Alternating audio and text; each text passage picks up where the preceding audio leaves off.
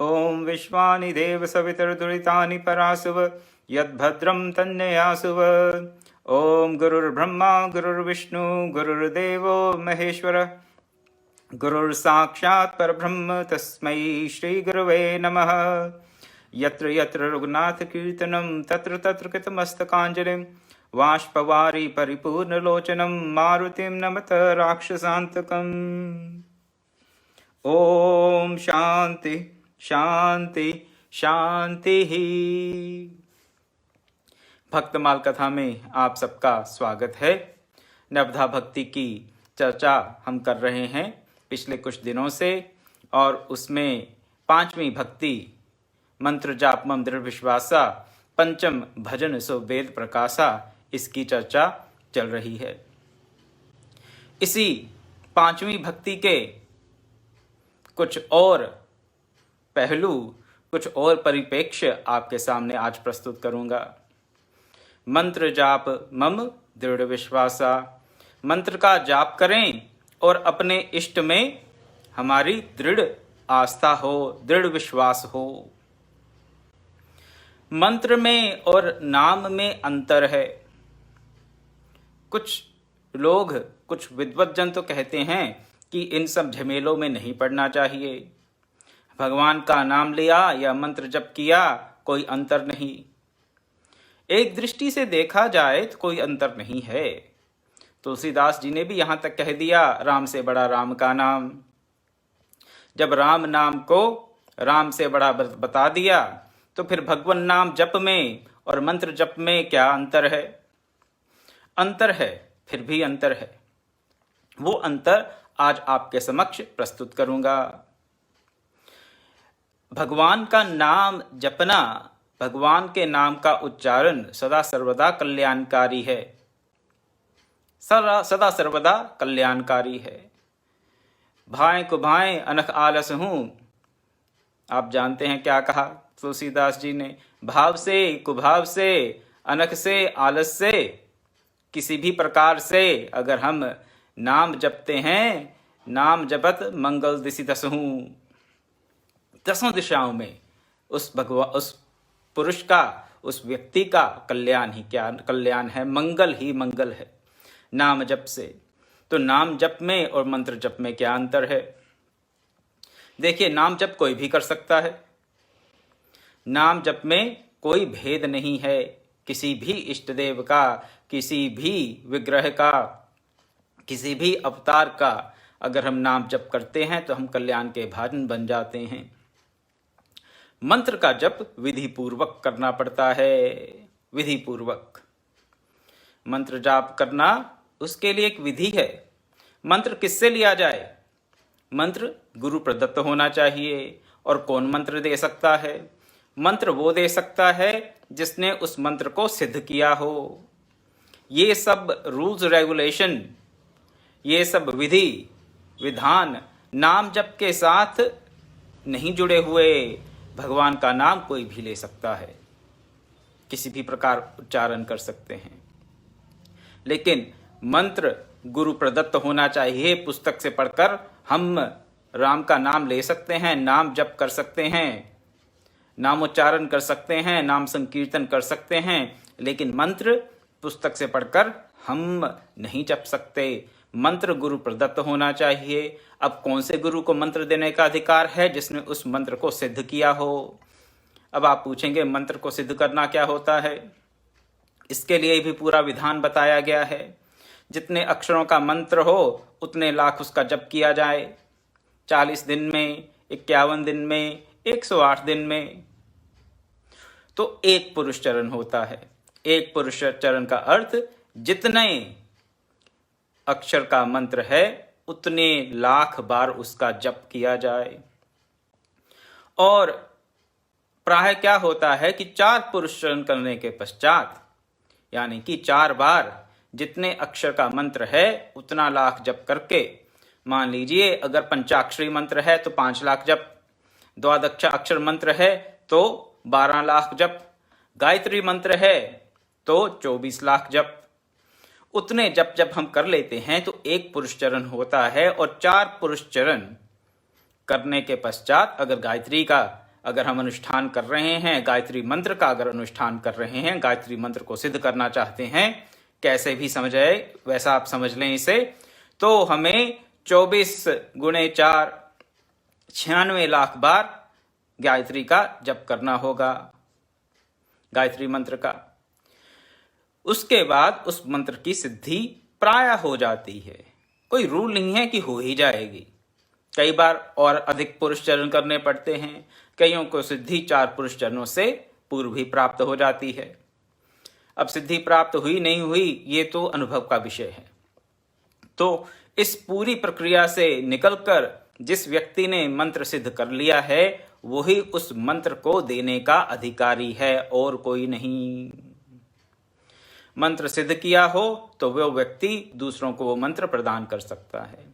हमारी गुरु शिष्य परंपरा इसी प्रकार चली आ रही है और इसी परंपरा के चलते हमने अपने सनातन धर्म के जितने भी साधना पद्धतियां हैं उनके सत्व को खोया नहीं है, इसी परंपरा के चलते। नहीं, पुस्तकों से पढ़कर अगर हम ये सब करने लगें तो हमारी भी वही दुर्गति हो जो बाकी धर्मों की हो रही है, तथाकथित धर्म बाकी जो पंथ हैं उनकी हो रही है। क्या हो रहा है बाकी धर्मों में? पुस्तकों में सब लिखा पड़ा हुआ है उनके पास, लेकिन उनको समझने वाला, उनको जीवन में धारण करने वाला कोई नहीं है, कोई नहीं है। हाँ, पूरा ज्ञान पुस्तकों में है उनके पास, ऐसी बात नहीं, लेकिन उसको जीवन में धारण करना, उस ट्रेडिशन को एक लिविंग ट्रेडिशन के रूप में स्थापित करना, अब ये उन पंथों की बूते की बात नहीं रही। और क्योंकि वो लिविंग ट्रेडिशन नहीं रहे, वो मृतप्राय हो गई उनकी परंपराएं, उनकी ज्ञान की परंपरा सनातन नहीं कही जा सकती, क्योंकि वो मृतप्राय हो चुकी हैं। मृतप्राय क्यों हो गई? इसलिए क्योंकि उनका अनुष्ठान करने वाला, उनका अनुसरण करने वाला एक भी व्यक्ति अभी इस धराधाम पर है नहीं। तो वो श्रृंखला टूट गई। जब श्रृंखला टूट जाती है तो फिर माला के सब मोती बिखर जाते हैं। पुस्तकों में ज्ञान पड़ा है लेकिन वो किसी के बूते की बात नहीं कि उसे ग्रहण कर सके, वो ग्राह्य नहीं है। जो पढ़ा है, जो रटा है वही बोले जाएंगे तो फिर सुनने वाले सुनते रहेंगे और कहने वाले कहते रहेंगे, लेकिन वो बात हो जाएगी। तुलसीदास जी की एक फिर बात याद आ जाती है, गुरु सिख अंध बधेर कर लेखा, एक न सुनी एक नहीं देखा। गुरु और शिष्य कैसे हैं? अंधे और बहरे की तरह, एक देखता नहीं और एक सुनता नहीं। गुरु देखता नहीं और शिष्य सुनता नहीं। गुरु क्या नहीं देखता? गुरु अपने शिष्य के गुण अवगुण को नहीं देखता और उनके परिमार्जन का कोई विधान नहीं करता। शिष्य गुरु की बात को सुनता नहीं, सुनता भी है तो इस प्रकार से कि हाँ ठीक है, सुनना चाहिए, सुन लिया, क्या कहा, कुछ पल्ले नहीं पड़ा, तो बहरे वाली ही स्थिति हुई, सुनकर भी अनसुना कर देना। तो जहां पर यह स्थिति आ गई है, हमारे भारतीय ज्ञान परंपरा में भी कई जगह ये स्थिति आ गई है। मैं किसी पंथ विशेष का नाम तो नहीं लूंगा, लेकिन अपने आप को शिष्य कहने वाले, अपने आप को शिष्य कहने वाले, किसी पुस्तक विशेष को अपना परम ध्येय मानने वाले लोग भी इस विधान से, इस सनातन ज्ञान परंपरा से वंचित हो गए। तो मैं बता आपको ये रहा था कि ये जो गुरु शिष्य परंपरा से मंत्र प्राप्त होते हैं, वही मंत्र का जाप हम करें तो उस मंत्र की सिद्धि हो सकती है। पुस्तक से पढ़कर कभी मंत्र की सिद्धि होती नहीं। अब आप कहेंगे, री कबीर जी को भी तो भगवान रामानंदाचार्य ने, उनके गुरु ने राम नाम दिया था। अरे भी, कबीर को क्या राम नाम का पता नहीं था पहले? कबीर क्या राम के नाम को नहीं जानते थे? तो फिर क्यों वो काशी की सीढ़ियों पर लेटे रहे और जब भगवान रामानंदाचार्य जी का, उनके गुरु का उनको पैर लगा तो उन्होंने कहा, ओ राम राम, बच्चा कौन राम राम, यहाँ पे बच्चा राम राम कौन है, ऐसा बोले? क्योंकि उन्होंने किसी का अपने चरण से स्पर्श कर लिया तो उनके मुख से राम राम निकला। वो राम राम जो उन्होंने सुना, कबीर जी ने कहा, अब मुझे गुरु दीक्षा प्राप्त हो गई, मुझे गुरु से मंत्र प्राप्त हो गया। गुरु शिष्य के संबंध की ये जो अटूट श्रृंखला हमारे अलग अलग परंपराओं में चल रही है, इसी के चलते ही सनातन ज्ञान, सनातन संस्कृति जीवित है आज तक, और आशा करते हैं कि भविष्य में भी जीवित रहेगी। लेकिन अगर हम कहें कि भगवान का ही नाम लेना है, किसी प्रकार भी ले लें, क्या फर्क पड़ता है किससे सुना किससे नहीं, क्योंकि तुलसीदास जी ने कह दिया भगवान से बड़ा भगवान का नाम, राम से बड़ा राम का नाम।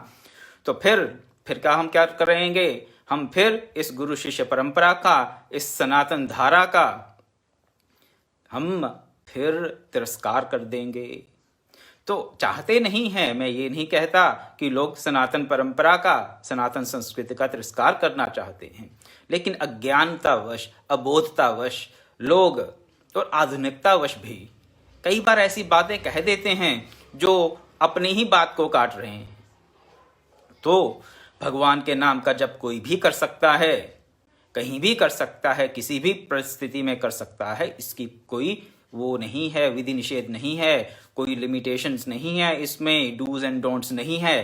परंतु जहां पर मंत्र जाप मम दृढ़ विश्वासा की बात आती है, वहां पर एक गुरु जिसने वो मंत्र सिद्ध किया हो वही अपने शिष्यों को दे सकता है। और इस प्रकार वो गुरु परंपरा जो श्रृंखला है वो अक्षुण चली आ रही है, सदियों से वो क्या, सहस्राब्दियों से क्या, हम नहीं जानते, चली आ रही है, ये सनातन है।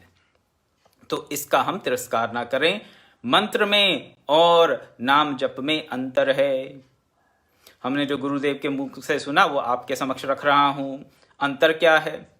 कहते हैं जैसे आप बहुत बड़ी काठ के ढेर को, बहुत ज्यादा लकड़ी का ढेर हो, उसको जला दें तो कितनी राख मिलेगी आपको, कितनी एशेस मिलेंगी? थोड़ी सी। अगर पूर्ण रूप से आप टनों टन बहुत बड़े काठ को, लकड़ी को जला दें तो थोड़ी सी जैसे आपको राख मिलती है, उसी प्रकार बहुत सी ज्ञान परंपराओं का निष्कर्ष एक बीज मंत्र में छुपा होता है। तो बहुत कुछ निचोड़कर एक मंत्र के भीतर हमारे पूर्व के आचार्यों ने, हमारे गुरुओं ने, हमारे ऋषियों ने, तत्वदृष्टाओं ने हमारे लिए प्रदान किया है। आयुर्वेद में भी ये प्रक्रिया अपनाई जाती है। जब भस्में बनाई जाती हैं तो ना जाने कितने किलो जो औषधि होती है, जो द्रव्य होता है, उसको जलाया जाता है और कुछ ग्राम उसमें से सत्व निकलता है, भस्म निकलती है, और उसका फिर दवाई के रूप में, औषधि के रूप में प्रयोग किया जाता है और उससे फिर रोग दूर होता है। मंत्र का भी यही कार्य है, मंत्र का भी ये रोल है। देखने में छोटा लगता है, लेकिन तुलसीदास ने भी कहा कि बड़े बड़े ब्रह्मा विष्णु महेश को भी इस छोटे से मंत्र ने अपने वश में कर रखा है। तो छोटे छोटे मंत्र हैं हमारे, बीज मंत्र तो बहुत ही छोटे हैं। तो जो भी हमें अपने गुरु से मंत्र प्राप्त हो उसका हम जप करें, और ये मत सोचें कि ये नाम ले लिया कि वो नाम ले लिया, क्या अंतर पड़ता है। वैसे वास्तव में अंतर नहीं है, लेकिन क्या, परंतु ये कि साधना की पद्धति को अगर हम पूर्ण रूप से नहीं अपनाएंगे तो फिर हमें सिद्धि प्राप्त नहीं होगी। तो अब जैसे डॉक्टर कहे कि ये मेडिसिन लेनी है और ये लेनी है, तो कहेंगे अच्छा इसकी जगह वो भी ले सकते हैं, ये भी ले सकते हैं, सभी दवाइयाँ एक ही बीमारी के लिए हैं। अगर एक बीमारी के लिए 10 दवा हो तो कहें उनमें से कभी एक दिन एक ले ली, दूसरे दिन दूसरी ले ली, चौथे दिन चौथे ले ली, तो ऐसे तो फिर रोग दूर नहीं होगा। इसी प्रकार से जो मंत्र है वो जो गुरु प्रदत्त हो, पूरी अपनी निष्ठा के साथ और पूरी विधि के साथ हम उसका जप करें। कैसे जप करें वो आपको पिछले कुछ दिनों में बताया गया, लेकिन कभी इस बात का आप अपने मन में ये विचार ना लेके आए, ये बात मन में लेके ना आए कि मंत्र जप लिया या भगवान का कोई भी नाम ले लिया एक ही बात है। नहीं, साधना की दृष्टि से ये एक बात नहीं है। तत्वतः देखेंगे तो कोई अंतर नहीं है, तत्वतः कोई अंतर नहीं है। लेकिन अगर आप जैसे कहें कुतर्क क्यों है ये मैं आपके समक्ष रख रहा हूं। कुतर्क इसलिए है कि कोई कहे आप रोटी खा लें या पत्थर खा लें, क्या अंतर पड़ता है? रोटी खा लें या पत्थर खा लें, कोई अंतर नहीं पड़ता। क्या तर्क हो सकता है जी? जो बड़ी वैज्ञानिक दृष्टि वाला होगा, साइंटिफिक माइंड वाला होगा, कहेगा कि रोटी में भी वही एटम्स हैं, वही इलेक्ट्रॉन्स प्रोटॉन न्यूट्रॉन्स हैं, और पत्थर में भी वही इलेक्ट्रॉन्स प्रोटॉन न्यूट्रॉन्स हैं। वही एनर्जी पत्थर में है, वही एनर्जी रोटी में है। तो रोटी खाए पत्थर खाए एक ही बात नहीं। तत्वतः बात पूर्णतः सत्य है कि जो प्रोटॉन्स इलेक्ट्रॉन न्यूट्रॉन्स जो सब एटॉमिक पार्टिकल्स जो एनर्जी एक रोटी बनाती है, वही एनर्जी एक पत्थर भी बनाता है। लेकिन हम रोटी खा सकते हैं, रोटी पचा सकते हैं, रोटी से ऊर्जा प्राप्त कर सकते हैं, पत्थर खाकर ऊर्जा प्राप्त नहीं कर सकते। तो इस प्रकार की हम कुतर्क की धृष्टता ना करें, ये मेरा आप सबसे निवेदन है। और मंत्र में और नाम जप में अंतर समझें। और नाम जप, हरि नाम जप परम कल्याणकारी है, इसमें कोई संशय नहीं। लेकिन मंत्र जप की जो विधि है, मंत्र का जो विधान है, मंत्र की जो परंपरा है, हम उसका तिरस्कार ना करें।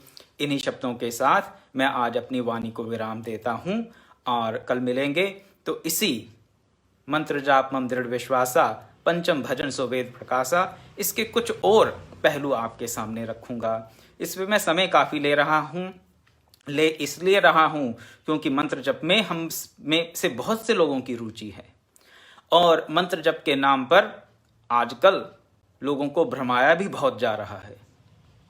गुरु बनाना, मंत्र देना, कैसे नहीं देना, लोग भांति भांति की कुविचार और कुप्रथाओं के शिकार होते आ रहे हैं इसके नाम पर। तो इस पर हमें थोड़ा विचार करने की आवश्यकता है। और भक्ति का ये अभिन्न अंग है, भक्ति का ये अभिन्न अंग है। और हमारी जो सनातन परंपरा है उसमें भी ये एक ऐसी पद्धति है जिसके कारण हम आज भी विश्व में कहीं भी जाएं, हमारा आदर सत्कार होता है। ये वो परंपरा है, और इसको अगर हम नहीं समझेंगे, इसको बचाकर नहीं रखेंगे, तो फिर जैसे दूसरे पंथों का दुर्गति हो रही है, उनका विनाश हो रहा है, भगवान ना करे हमारे यहाँ भी वैसी स्थिति उत्पन्न हो। ये मुझे थोड़ा मन में कई बार भय लगता है, जब आधुनिकता के नाम पर हम कुछ भी चलता है, कोई फर्क नहीं पड़ता है, इतना विधि निषेध में नहीं पड़ना चाहिए, ये भांति भांति की बातें क्यों करते हो, लोग कंफ्यूज हो जाते हैं, ऐसी बातें कई बार लोग करनी शुरू कर देते हैं। तो इन सब बातों के हम अर्थ को समझें, यही मेरा प्रयास है। कल मिलेंगे, फिर चर्चा करेंगे। ओम पूर्णमदः पूर्णमिदं पूर्णात् पूर्णमुदच्यते पूर्णस्य पूर्णमादाय पूर्णमेवावशिष्यते। ओम शांति शांति शांति। हरि ओम तत्सत्।